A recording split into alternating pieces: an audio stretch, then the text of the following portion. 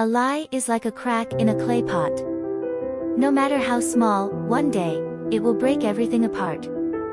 My child, do you remember where we stopped? Ada, in her desperation, told the biggest lie of her life. She stood in front of Nnamdi and claimed that the child in her womb belonged to him. She thought she was clever. She thought she could rewrite her past mistakes with a single lie. But the thing about lies is that they are like shadows. No matter how much you run, they follow you. And Ada was about to learn that the hard way. When Ada spoke those words, "Nnamdi, I'm carrying your child," she expected one of two reactions. Maybe he would be angry, demand an explanation, or even insult her. Or maybe he would break down in joy, rush to her, and embrace her like a long-lost lover. But what she got was silence. Nnamdi just stood there, staring at her with the kind of stillness that made Ada's heart pound. The silence stretched. Seconds felt like hours. Ada forced a weak smile. "I know you must be shocked, but it's true." She touched her stomach gently. "Our child is growing inside me." Still, Nnamdi said nothing. Then, very slowly, he tilted his head, as if studying her. His eyes, once filled with warmth, now looked cold. Calculating. Ada felt uneasy. Then, he spoke. "Are you sure?" 3 words. But those 3 words sent a chill down Ada's spine.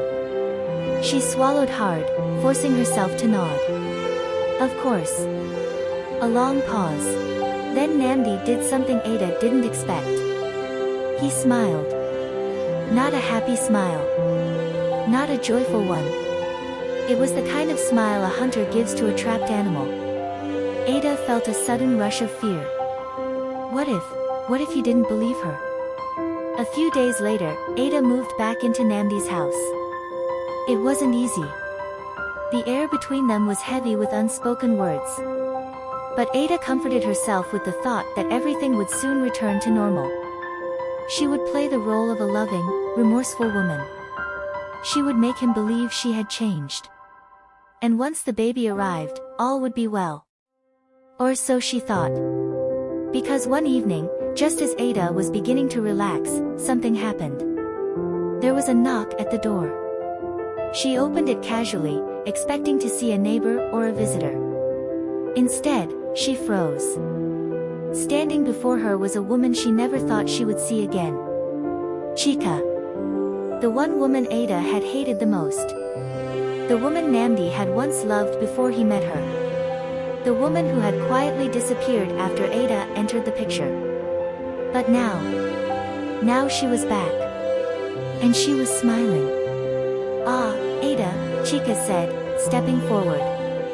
"Long time no see." Ada's throat went dry. This was not a coincidence. No, something was happening. Something Ada did not yet understand.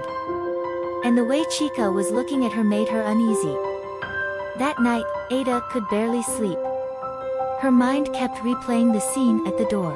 Chika's presence was a problem. A big problem. Because if Chika was back, it meant only one thing. Nnamdi had invited her. Why? Did he still have feelings for her? Or, did he suspect something? Ada's heart pounded. She turned in bed and glanced at Nnamdi, who was fast asleep beside her. A wave of panic washed over her. She could not lose him again. No. She would not. She had come too far. She had told too many lies. She had to make sure this worked. Even if it meant doing something drastic. Even if it meant silencing those who stood in her way. The next morning, Ada made a decision. She would speak to Chika. She would find out why she was back and make sure she left. Forever. So, later that afternoon, Ada went to the market, pretending to shop. But her real purpose was to confront Chika, who she knew would be there.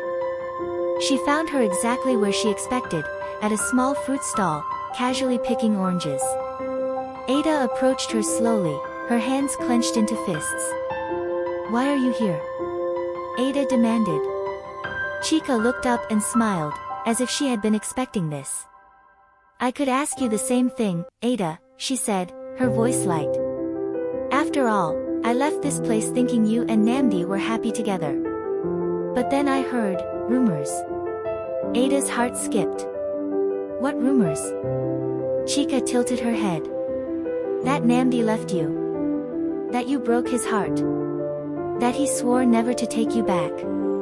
Ada's breath hitched. Like, comment, subscribe, share.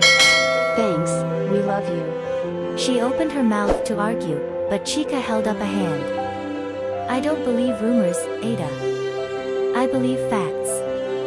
Chika leaned in, lowering her voice. So tell me, Ada, is the child really his? Ada felt like she had been punched. She stepped back, eyes wide. How dare you? Oh, relax, Chika cut in, her smile widening. I'm not here to ruin anything. I'm just here to see the truth unfold. And Ada. Her eyes glinted. Truth always wins. That night, Ada returned home shaken. Chika was dangerous. Too dangerous.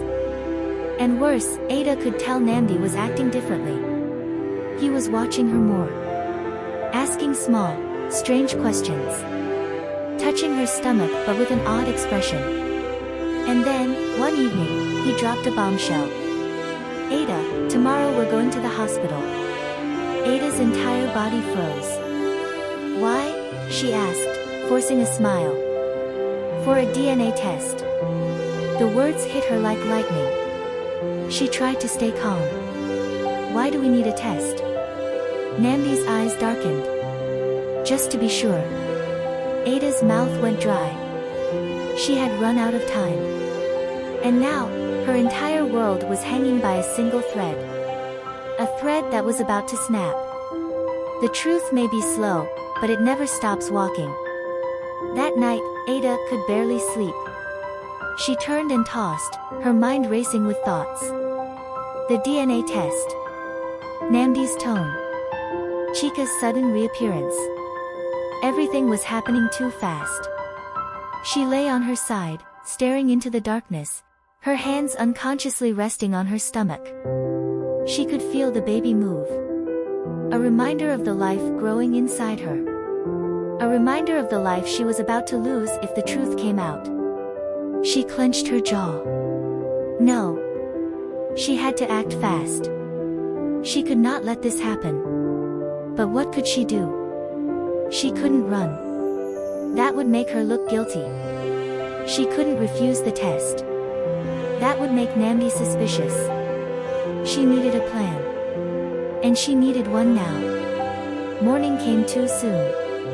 Ada sat at the dining table, staring at the food before her. She hadn't eaten much in days, but right now, food was the last thing on her mind. Nnamdi was sitting across from her, eating slowly, his eyes occasionally glancing at her. Ada felt it. The way he was studying her. The way he was testing her reactions. She forced a smile. You didn't say what time we're going to the hospital. 10 a.m., Nnamdi said simply, sipping his tea. Ada swallowed hard. That was too soon. Too soon to think of a way out. She had to act now. I don't think I can go today, she said quickly. Nnamdi raised an eyebrow. Why not? Ada forced herself to look casual. I'm feeling weak. Maybe another day. Nnamdi stared at her, and she could feel the weight of his gaze. Then, he set his tea down and leaned back. Ada. Her breath hitched. You're lying. The word struck Ada like thunder. She tried to compose herself, tried to act shocked. Nnamdi, how can you say that? Nnamdi exhaled, rubbing his chin. I've been watching you, Ada. Something isn't right. You came back, saying you were pregnant with my child, but something about your story doesn't add up. He paused. I need to be sure, Ada. I need the truth. Ada's heart pounded. She was losing control of the situation. She needed to do something drastic. And she needed to do it now. That afternoon, Ada made a dangerous decision. If she couldn't escape the test, she could manipulate it. She knew a woman, Mama Agbo, an old herbalist at the market, who was known for her special herbs. There were whispers that Mama Agbo had helped other women fake pregnancies, delay lab results, and even deceive men. Ada had never believed in such things before. But today, she had no choice. So, she went to the market. And when she finally stood before Mama Agbo's stall, her voice was barely a whisper. "Mama, I need help." Mama Agbo was an old woman with tired eyes and wrinkled skin that told stories of decades past. She studied Ada for a long time, then nodded slowly. "I know why you're here." Ada's breath caught. "You do?" Mama Agbo smiled, revealing missing teeth. "A woman only comes to me with such urgency for two things, either to hide a pregnancy or to lie about one." Ada swallowed hard. "Which one is yours?" She hesitated. Then, in a low voice, she said, "Mama, I need to change the result of a test. A very important test." Mama Agbo sighed. "Child, do you know what you're asking?" "Yes." "No, you don't." Mama Agbo leaned forward, her voice dropping. "Lies are like fire, Ada. They burn. And when they start burning, even the liar cannot control them." Ada bit her lip. "I don't have a choice." Mama Agbo studied her for a long time. Then, she reached into a small wooden box and pulled out a tiny bottle filled with dark liquid. "Drink this an hour before the test. It will make the results unclear." Ada grabbed it quickly. "But Ada..." Mama Agbo's voice turned grave. "Once you start this, there is no turning back." The next morning, Ada sat in the hospital room, her palms sweaty, her heart pounding. She had drunk the liquid. Now, all she could do was wait.